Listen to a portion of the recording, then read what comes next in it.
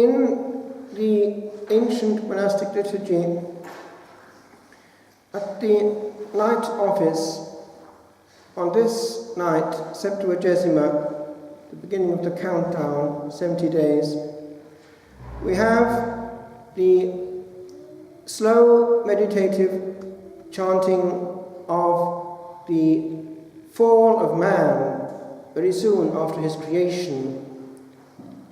And in between, we have the long and solemn antiphons where those passages are put into Gregorian chant. The result is that in this period, one relives the creation of man in the hours of night, reflecting on where we have come from and what we have got into. By the way, I've mentioned before that there's more to the book of Genesis than meets the eye. Adam, Adam, which is linked with the word for the red earth, Adamach, means man. But he did exist, as did the first created woman. We know it, as I mentioned before, through what has come out in exorcism. The first lost soul was the second born. Abel, son of God, was the firstborn and was offering a good and holy sacrifice. Cain was into envy, rather like these here in the Gospel. The green-eyed monster that mocks the one it feeds on. So what did he do? He ambushed his brother and throttled him, or in some way took away his innings before the time. The first murder and the first, it would seem, lost soul. As I say, we know because he's come back to the surface in exorcism, as have certain other well-known figures like Hitler and Nero. So, unfortunately, it's true. And it does us good to remember that even though now it's many, many centuries since that fall, that first sin of envy, the truth is, as it were, just yesterday. One's dead. One is in that other dimension. One goes on to that journey over which no traveller returns. No return ticket.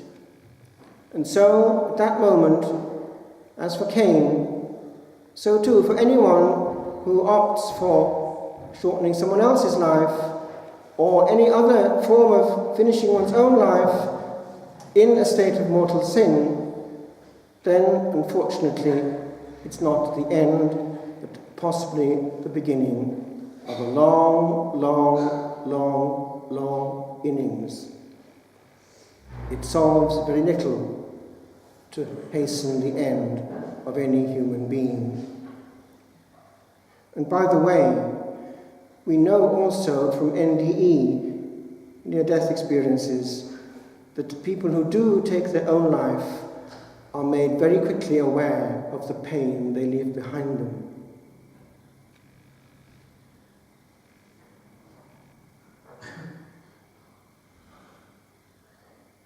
This week, I was quietly meditating on the large number of young men who, a century ago this year, set off initially on a voluntary basis and then under conscription to the trenches. Amongst them was my father's brother, Willie. I understand that he was, as my grandfather put it, yet another bit of cannon fodder. And we know that actually in his case, a grenade came over the trench and hit him directly. That was the end of someone about 20 years of age. A typical part of what was referred to as the flower of the nation, Britain was anemic after 1918. But where did these go after such a short innings? Not long ago, with our bishop, I was in where it all happened, in Flanders.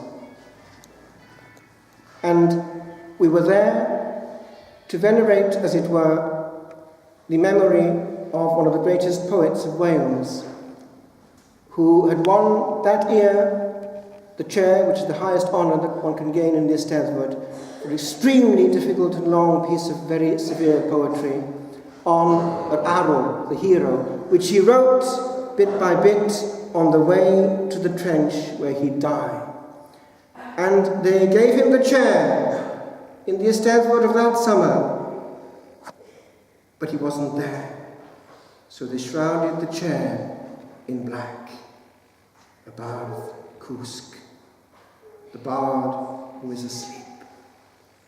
So we were there, venerating him and also St. John Roberts, our local saint, who was formed on the continent before coming back to be martyred in Tyburn.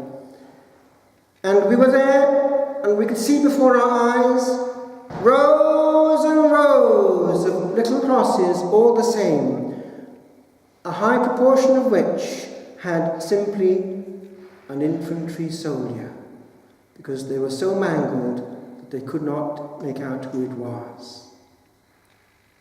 And on some of them was written, at the request of the family, just a word. One was, "My boy." 2 words that the mother had wanted put on that tomb.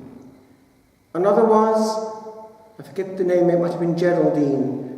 "As long as I have light, I will think of Geraldine." But light was short-lived, and he never saw Geraldine, whoever she was, again. That was what was facing our generation 100 years ago. And again, as Our Lady had warned through Lucia of Fatima, a greater war again under the pontificate of Pius XI, because it started in 1938 already with the invasion of Czechoslovakia.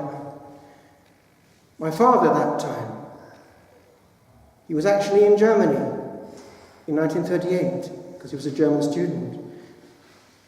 "Call him back," said the professor.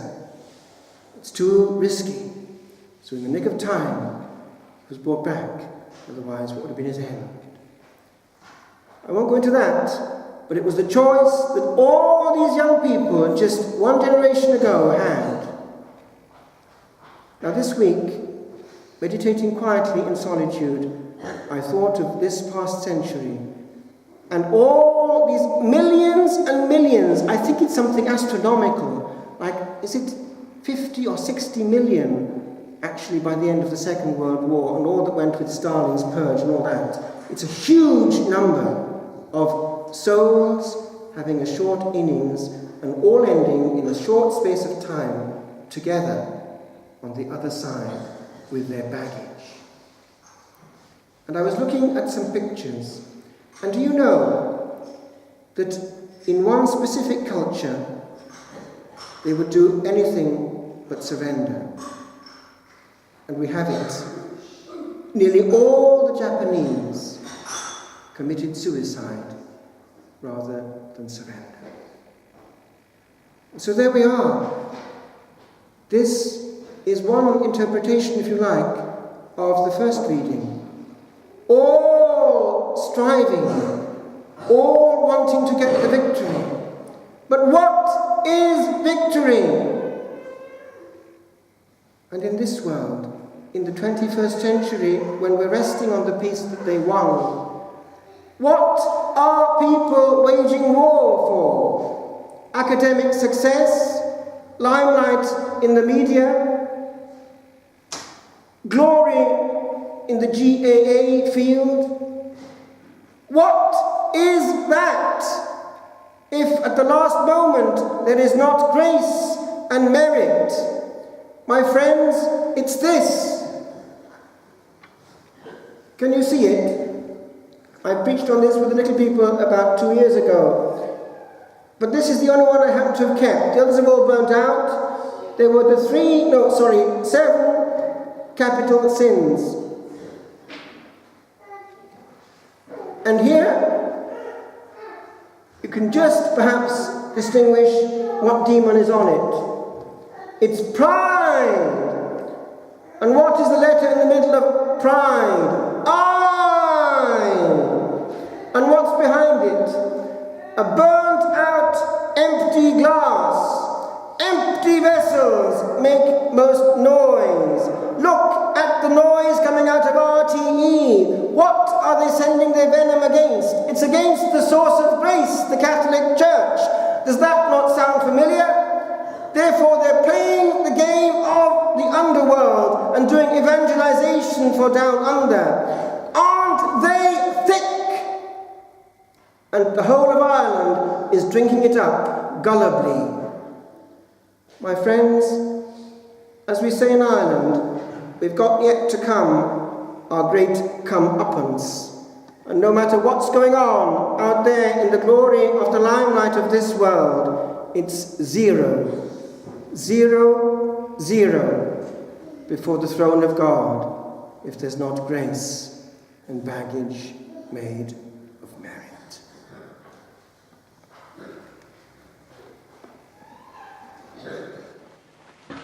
A costly word.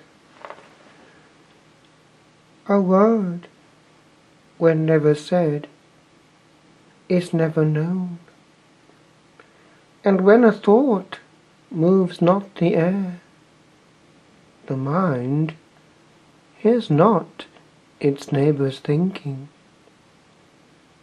Rarely shown were views of thought to eyes of humankind, e'en though the souls of some saw more than sight. But this small word, here spoken, little man, with rapid thought and with more rapid flight, fled from thy breast and left thee pale and wan. It did not know that love had not a place in this new world that others had devised. How can he be my enemy, whose face I never saw? Said youth, when well advised by ears. To stab and hurt and kill, and not to die till death had had its fill.